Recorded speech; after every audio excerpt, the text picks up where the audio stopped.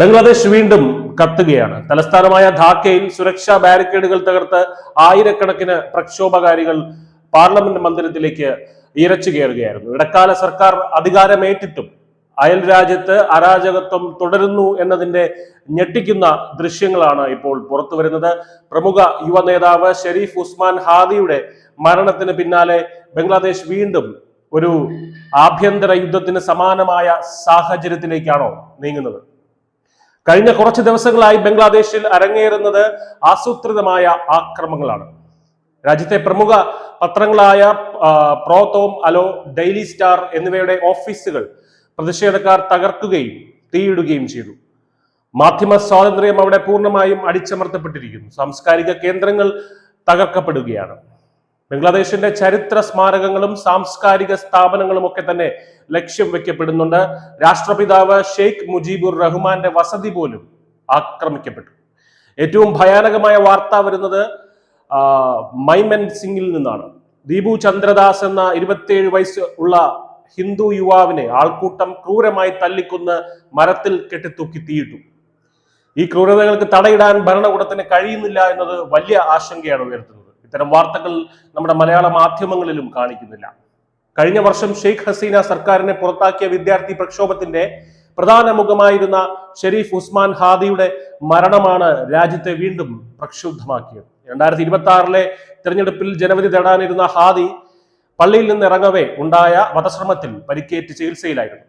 അദ്ദേഹത്തിന്റെ സംസ്കാര ചടങ്ങുകൾക്ക് പിന്നാലെയാണ് ജനക്കൂട്ടം അക്രമാസക്തരായത്.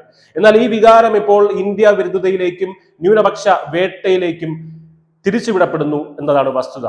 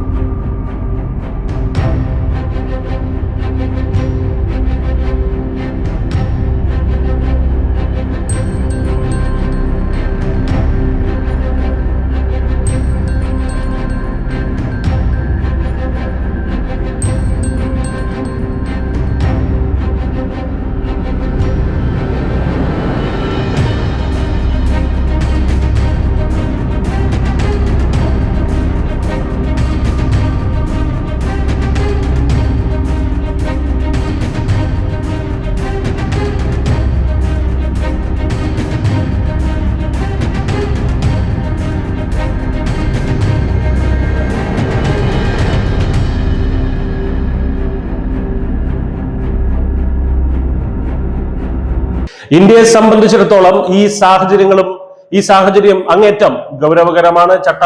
ചട്ടോഗ്രാമിലെ ഇന്ത്യൻ ഹൈക്കമ്മീഷന് നേരെ കല്ലേറുണ്ടായി. ഇന്ത്യൻ മിഷനുകൾ അവിടെ ആക്രമിക്കപ്പെടുന്നുണ്ട്.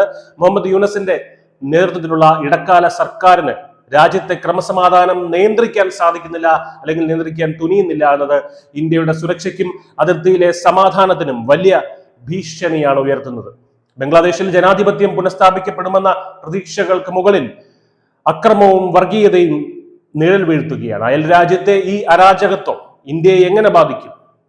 വരും ദിവസങ്ങളിൽ കൂടുതൽ ശക്തമായ നിലപാടുകൾ ഇന്ത്യയുടെ ഭാഗത്തു നിന്നുണ്ടായേക്കാമെന്ന് പ്രതീക്ഷിക്കുന്നു. News desk news India Malayalam.